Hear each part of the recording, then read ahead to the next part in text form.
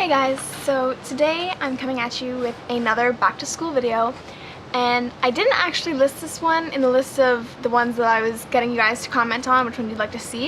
It kind of just dawned on me that it's appropriate for everybody, no matter what age, and it's actually just changing schools.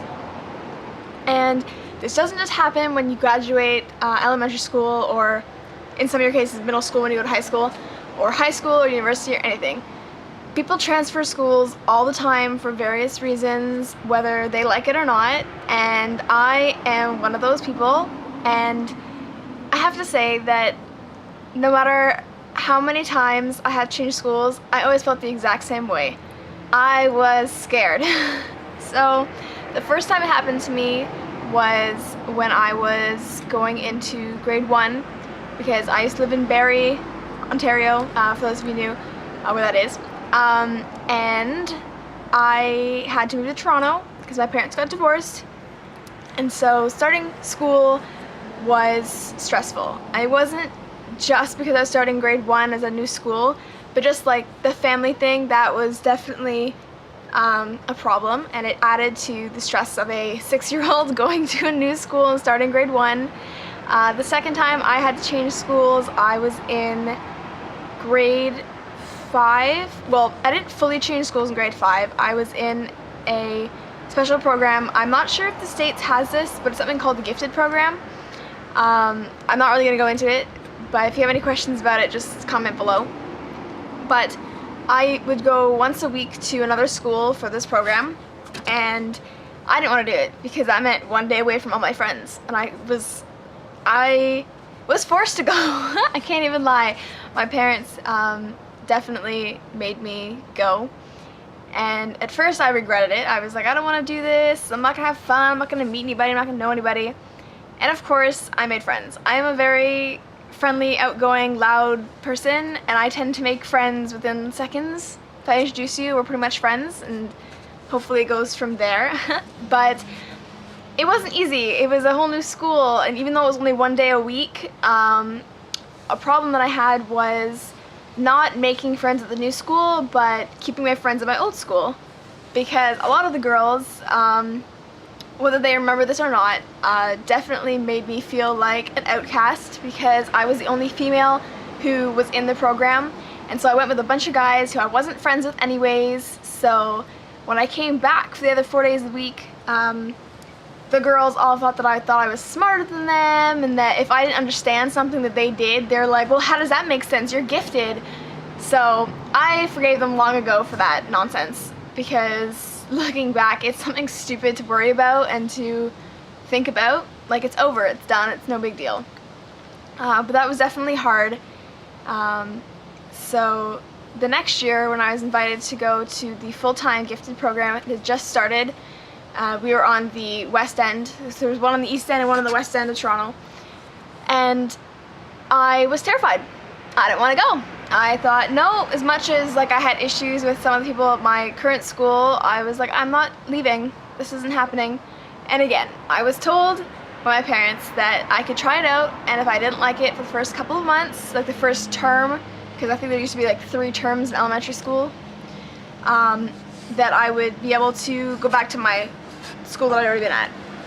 So I took some refuge in that, but luckily for me, some of the girls that I was at school with at the 1 day a week program actually came with me to the full time. So I already had a couple of friends, and my class was actually extremely small. We only had 12 kids in the class, so it was really easy to make friends. We had a lot more teacher-student time, which totally benefited us all. It was really great. But no matter what, like, you always get nervous, you always get scared, and then if it's not just leaving in between years, like changing schools where you shouldn't be graduating kind of thing, it's just as scary. Like when you graduate grade 8, you're like, okay, I'm ready for high school, yeah, I'm a boss, it's gonna go great, I'm gonna make all these friends. Or you're terrified and you're like, oh my god, can I just repeat grade 8 again? Can I just do that and not worry about it? So our guy's about to get really bright and I'm gonna start squinting. Anyways, so high school was another transition period, and I know Megan Rosette already discussed what she thought of freshman year for high school, and I'm gonna kind of reiterate it.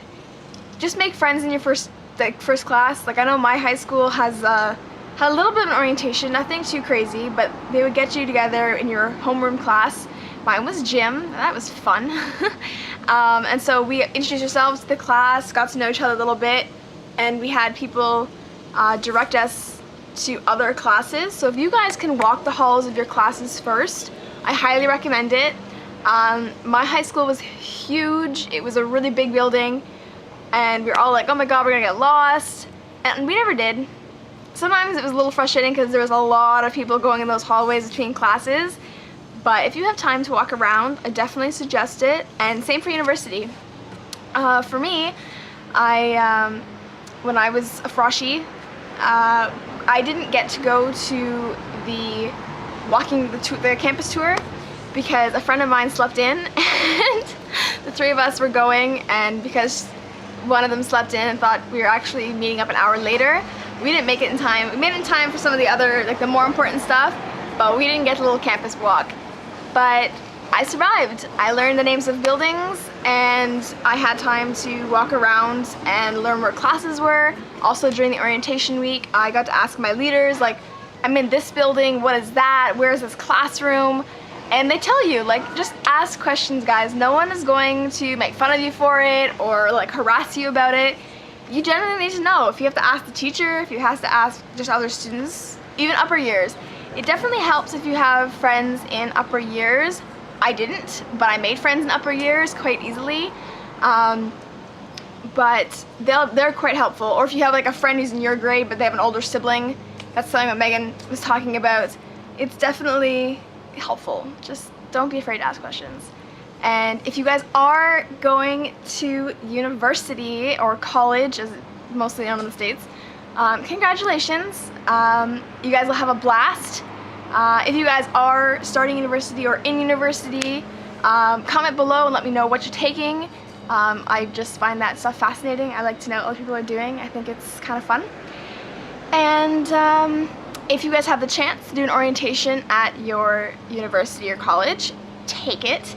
I know that I highly recommend the orientation at UTM. I am a frosh leader for the second year now, and honestly guys, it's like one of the best experiences. I love being with you guys and like my froshies and just helping them learn the ropes and teaching them how not to be like caught up in their shells. I like to get people to break out of their shells. We have lots of icebreakers, and they're just really fun and really helpful, and you get to meet a lot of new friends, especially people who may already be in your classes, because you do get to pick your schedule obviously in the summer. So I like to introduce my froshies who are in the same subject area. Even if they're not in the exact same classes, they might find each other again somewhere down the road. So transitioning schools can be hectic, it can be scary, but it can also be exhilarating. So smile and don't be so shy, and hope you guys enjoy your new schools. Bye guys.